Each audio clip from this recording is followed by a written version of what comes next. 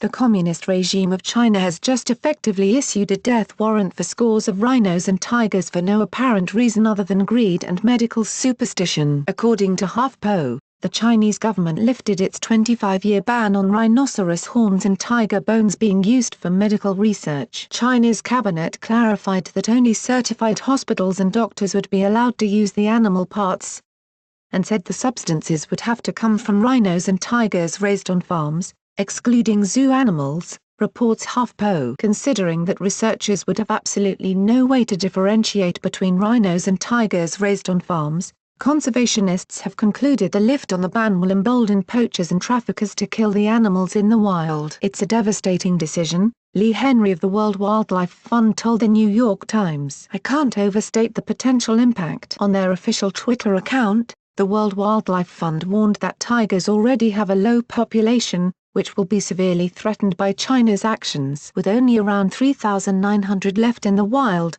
every tiger counts, the org tweeted. But China's latest move to lift the ban on tiger bone trade threatens to put a dark cloud over the world's wild. Simultaneously, the Humane Society International accused China of essentially handing a death warrant to the endangered animals. With this announcement, the Chinese government has signed a death warrant for imperiled rhinos and tigers in the wild who already face myriad threats to their survival, said Program and Policy Senior Specialist Iris Ho in a statement. It sets up what is essentially a laundering scheme for illegal tiger bone and rhino horn to enter the marketplace and further perpetuate the demand for these animal parts. This is a devastating blow to our ongoing work to save species from cruel exploitation and extinction, and we implore the Chinese government to reconsider. Without any scientific evidence to back it up, Chinese traditional medicine claims that rhino horns and tiger bones contain within them some magical healing ingredient that cures all kinds of diseases, including cancer. Medical practitioners have started to denounce the practice in recent years. China's decision to reverse its ban remains unexplained,